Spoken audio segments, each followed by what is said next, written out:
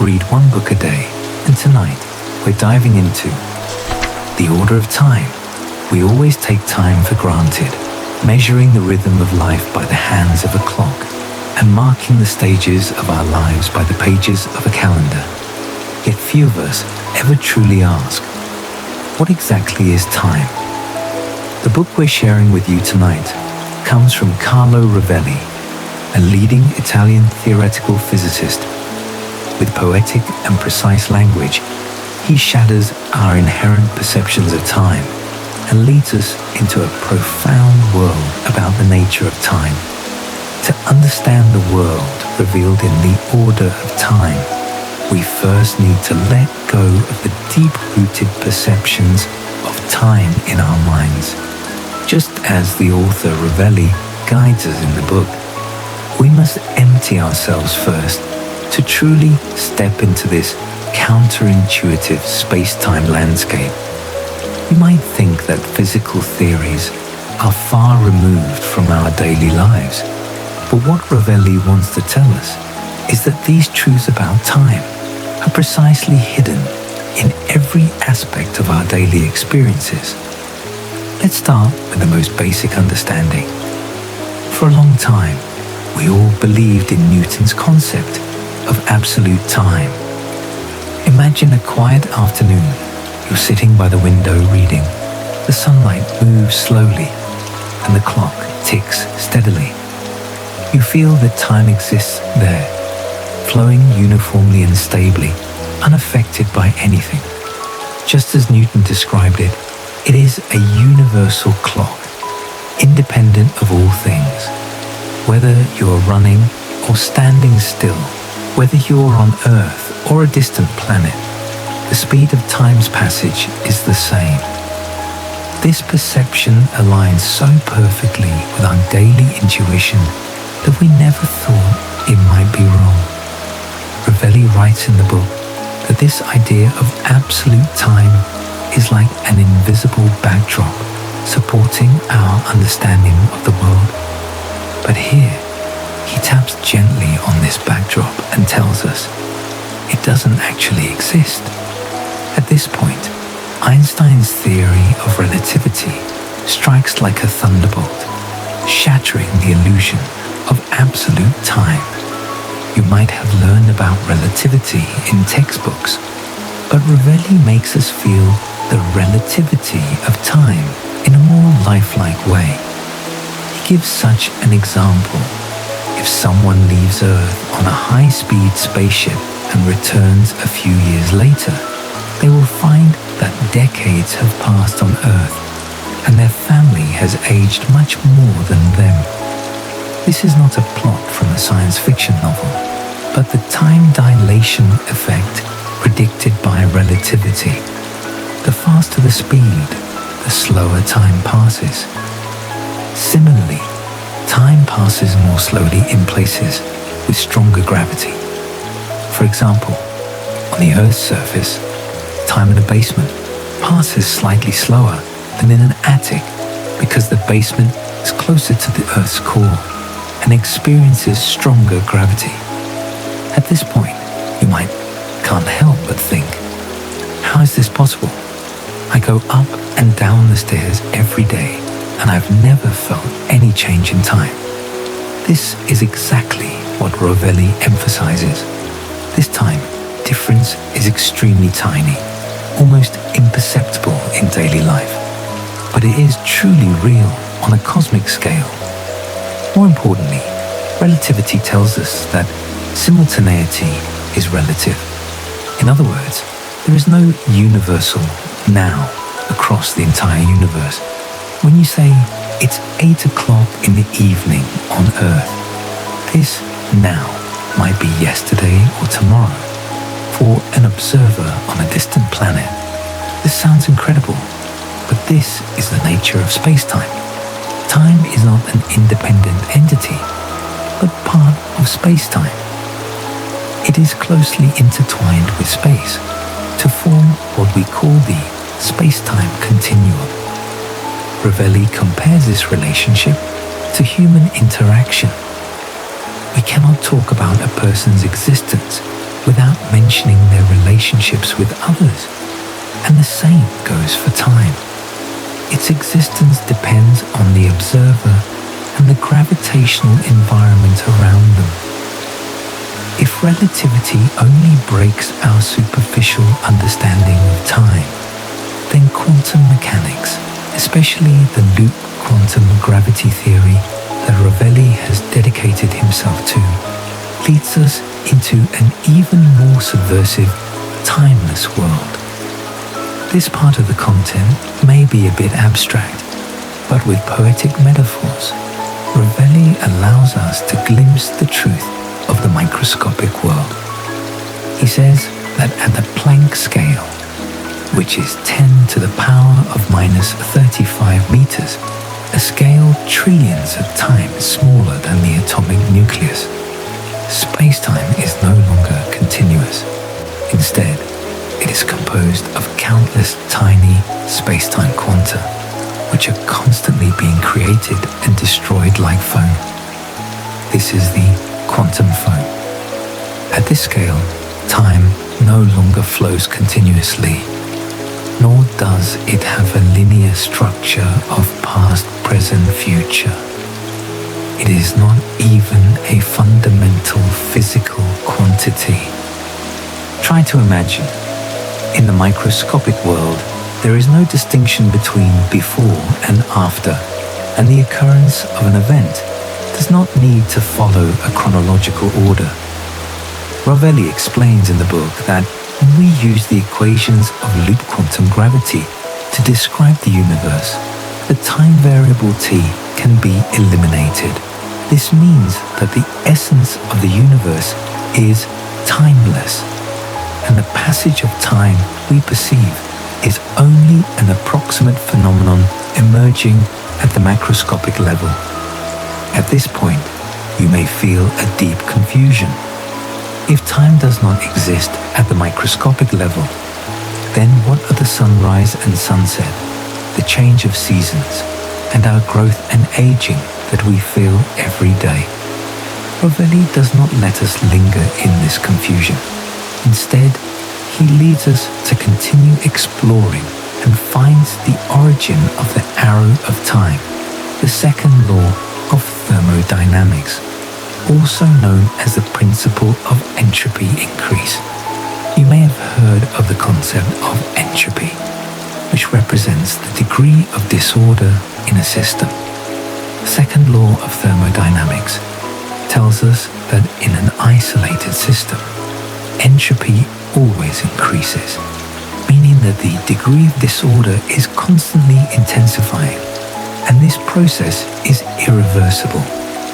Rovelli uses a simple example to explain entropy increase. If you pour a cup of hot water into a cup of cold water, the hot water will gradually cool down, and the cold water will gradually warm up, eventually reaching a uniform temperature. This process is irreversible. You will never see a cup of warm water automatically separate into a cup of hot water and a cup of cold water. It is this one-way nature of entropy increase that creates the past to future arrow of time we perceive. But there is a key question here. Why does entropy increase have a direction? Rovelli tells us that this is because the universe originated from a low entropy initial state, the Big Bang. Since the Big Bang, the entropy of the universe has been constantly increasing, moving from order to disorder. Our so-called past is actually a state of lower entropy and higher order, while the future is a state of higher entropy and higher disorder. This also explains why we can remember the past but not the future, because the formation of memory is essentially the brain transforming information into a more ordered structure. This process consumes energy and at the same time increases the total entropy of the universe. Rovelli writes a thought-provoking sentence in the book. Our memory and consciousness arise in the context of entropy increase. We can feel the passage of time precisely because we are part of the entropy increase process. Try to recall your day. When you wake up in the morning, you can remember what happened yesterday, but you cannot be sure what will happen tonight. You will watch the sun rise in the east and set in the west, not the other way around. Behind these seemingly taken for granted phenomena lies the principle of entropy increase. Through these detailed sketches, Rovelli makes us realize that the order of time is actually shaped by the gradient of entropy and the perspective of our consciousness. To help us better understand this view, Rovelli also compares the perception of time among different creatures. For example, for a bee, its metabolic rate is very fast, so time may pass more slowly in its eyes, and it can capture rapid changes that are imperceptible to humans. While for a tortoise, its metabolic rate is very slow, so time may pass more quickly in its eyes.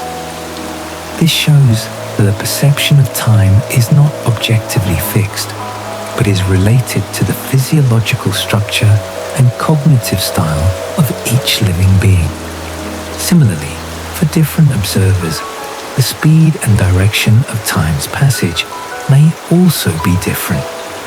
This contrast makes us more deeply realize that time is not an inherent attribute of the universe, but a way for us to interact with the world.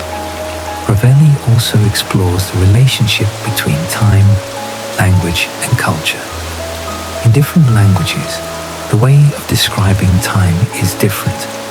For example, in English, we say time passes, treating time as a moving object, while in some other languages, people say we pass through time, treating themselves as the moving subject. These linguistic differences reflect the differences in the perception of time among different cultures. But Rovelli points out that no matter what language we use to describe time, its essence is the same. It is a subjective experience, not an objective reality. In the middle part of the book, Rovelli also interweaves some philosophical reflections, allowing us to examine time from a more macroscopic perspective. He quotes the views of philosophers such as Heidegger and Bergson to explore the relationship between time and existence, and time and consciousness. He believes that Heidegger's concept of being toward death is actually related to the nature of time. We care about the meaning of life precisely because we realize that time is limited and our lives have a clear beginning and end. This awareness of the finiteness of time is exactly the embodiment of the principle of entropy increase. Our life process is a process from low entropy to high entropy, eventually moving towards disorder and extinction. However, Rovelli does not let us fall into feelings of nihilism about life. Instead, through decomposing the nature of time, he makes us re-examine the meaning of life. He says that since time is subjective and a product of our consciousness, we should not be bound by time, but should cherish every present moment. Because the present is not a fixed point, but a moment of interaction between us and the world. Every moment is unique and worthy of being felt with all our heart. To make us feel this more intuitively, Rovelli describes such a scene. On a quiet night, you are sitting in the yard, looking up at the stars in the sky. You know that the light emitted by these stars may have traveled through the universe for millions of years, and when you see them, their now is actually our past. and your current present may be their future for an observer on a distant planet. In this grand space-time landscape, our worries and anxieties seem insignificant. The past and future we are obsessed with are actually cognitive frameworks constructed by ourselves, and the only real thing is the feeling of the moment. Rovelli also explores the relationship between time, love, and family. He says that we feel regret for lost love and grief for the passing of relatives because we see time as linear, believing that what is past is forever lost.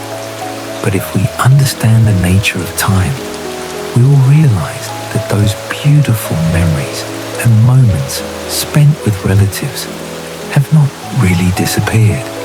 They still exist in our consciousness and in the structure of space-time. The reason we can feel their existence is that they have left orderly information in our brains, a bright spot in the process of entropy increase. In the latter part of the book, Rovelli responds to some doubts about the timeless theory. Some people believe that if time does not exist, then causality will also disappear. We usually think that cause leads to effect, and causality is based on chronological order. But Rovelli explains that in the microscopic world, causality still exists. It just no longer depends on linear time. He uses the equations of loop quantum gravity to prove that even without the time variable, there are still connections between events in the universe. And this connection is the essence of causality. Rovelli also shows us the course of scientific development by comparing the space-time views of classical physics and quantum physics. Classical physics is like a clear map, allowing us to understand the operating laws of the macroscopic world, while quantum physics is like a more complex and abstract map, allowing us to glimpse the truth of the microscopic world. These two maps seem contradictory, but they are actually approximate descriptions of the universe. Rovelli believes that the progress of science lies in constantly revising our understanding of the world and approaching the truth of the universe from a more accurate perspective. He also mentions his own scientific research experience, telling the development process of loop quantum gravity theory. During this process, he and his colleagues encountered countless difficulties and challenges and fell into predicament many times, but it was their love for science and pursuit of truth that kept them going. Rovelli writes in the book that scientific research is like a journey of exploring the unknown. We don't know what we will encounter ahead, but every step forward allows us to see more beautiful scenery. This interpretation of the scientific spirit also makes us feel the power of human reason. In the final part of the book, Rovelli returns to the summary of the nature of time.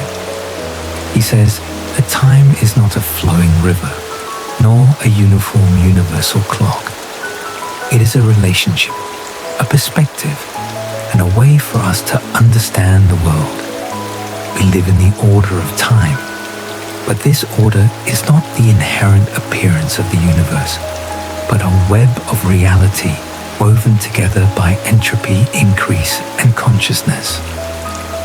When we understand this, we can free ourselves from the constraints of time and face the joys and sorrows of life more calmly. The most profound value of the order of time is not how much scientific knowledge about time it tells us, but that it completely reconstructs our understanding of the world and ourselves. Through decomposing the nature of time, Rovelli makes us realize that the world we are familiar with is actually an approximate picture constructed by our consciousness and senses. Those concepts we take for granted, such as time, space, and causality, are not inherent attributes of the universe, but cognitive tools we create to survive and understand the world. This book makes us re-examine the meaning of existence. In today's fast-paced modern society, we are always chased forward by time. Every day we feel anxious about the future and regret the past, but we rarely calm down to feel the present. We treat time as a scarce resource, desperately trying to save and manage it. Yet we forget that time itself is our subjective experience. Rovelli tells us that since time is subjective, we can choose how to perceive time and how to spend every moment. We don't have to be troubled by the anxiety of not having enough time, nor do we have to overly regret the passing time, because every present moment is the most precious moment in our lives. For modern people, this book also has important practical enlightenment.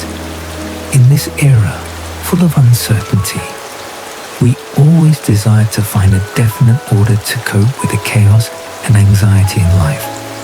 But the order of time tells us that the essence of the universe is chaos and uncertainty.